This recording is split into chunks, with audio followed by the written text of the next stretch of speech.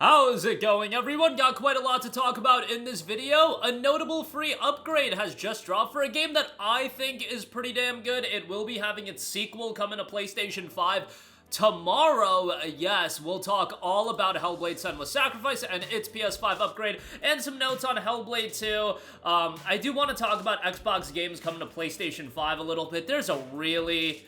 It's not a misleading stat, but it's a narrative that's kind of exploded online and on social media that I want to talk about, and that's the top-selling charts being dominated by Xbox-published games on PlayStation. But we'll talk about that, and also a bit of an update on Delta Force, which is coming free to PlayStation 5 next week. There's a little bit of buzz around it. Definitely going to be a game people have interest in. I don't know, with Battlefield 6 exploding like it has, maybe Delta Force's shine has gotten a little bit stolen, but Delta Force is free to play, no PS Plus required, so we'll talk about that, some updates on that game. But Hellblade: Senua's Sacrifice has dropped its free upgrade and optimized for both PlayStation 5 and PlayStation 5 Pro. If you already own the game, free upgrade, you don't gotta pay anything, and you will be getting some upgrades on there. Hellblade 2 is releasing tomorrow on PlayStation 5. Along with that, it will be enhanced with a variety of different updates. That update, a lot of those updates are dropping free on Xbox as well, but it's coming out in a more enhanced version, so that's great.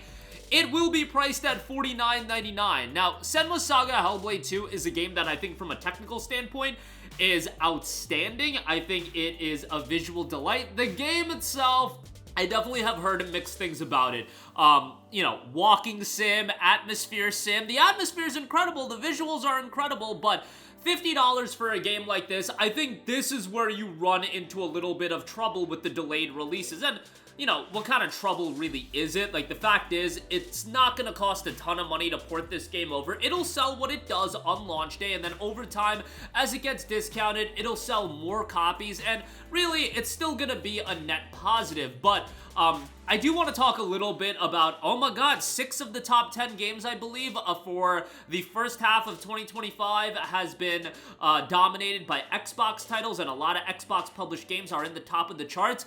That's a fun thing to say until you add some context to it, where the games are like Indiana Jones, Call of Duty, and games of that ilk that would have been a Doom the Dark Ages that would have been on PlayStation anyway had Microsoft not spent a lot of money acquiring Bethesda and Activision. Like, bravo.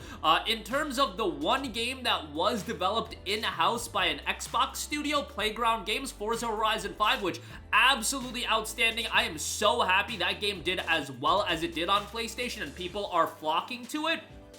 Brothers, it's a first-party game of a franchise that has been emblematic with Xbox for how many decades? I get that it's Forza Horizon and not Forza Motorsport, but Horizon is without a doubt the bigger franchise, and Forza, from a name value standpoint, I would say is the third franchise that is built Microsoft and Xbox, I should say, behind Halo and Gears, and I am sure Gears Reloaded, that's gonna sell millions and millions of copies. They're gonna make a truckload of cash with that, but let's be honest, if it was a first-party game from PlayStation that dropped on Xbox, let's say Horizon Zero Dawn, are you telling me that wouldn't do well? Now, the difference is the PlayStation audience hasn't been trained to not buy games. The Xbox audience has been trained to not buy games, but I just feel like that stat is so misleading, and it is what it is. Like, yeah, they are Microsoft-published games, but it's like, yo, they spent a lot of money acquiring Bethesda and Activision. Did they really have any involvement in the development of those games, or a significant involvement? Like, a lot of those games were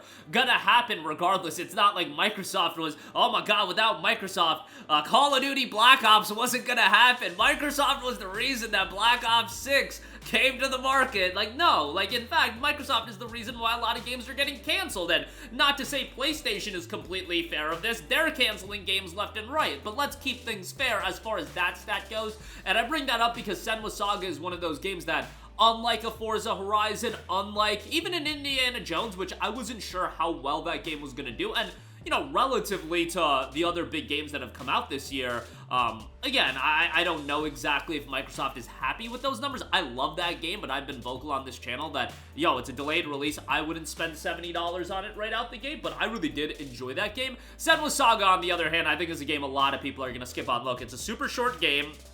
It's $50, which, you know, like the $50 price point, but it's also coming out at a 1-year delay, so I think that is going to push a lot of people away. So, you know, I'm still happy that it's coming out to PlayStation 5, and it's coming out with the upgrades, added features, immersive haptic feedback, and updates of that nature, and the game is a technical marvel, but dropping $49.99 on it, especially when things are going to get pretty busy as far as major games coming out, like, look, in 2 weeks, you guys, you're gonna have Gears of War Reloaded, Lost Soul and Metal Gear Solid Delta Snake Eater. All 3 games are, I would say, bigger than Senua Saga Hellblade 2. Maybe some people will debate me on Lost Soul but Lost Soul is a new PlayStation published game coming day 1. I think a lot of people are gonna end up saving their money for that, so I don't see this game doing very well. However, I could see it down the line when it goes on sale, you know, south of $30, south of $20, maybe gets baked into PlayStation Plus. We'll see. I don't know how Microsoft feels about adding their games to Plus, but we have seen Bethesda games get added to Plus even after the Microsoft acquisition, so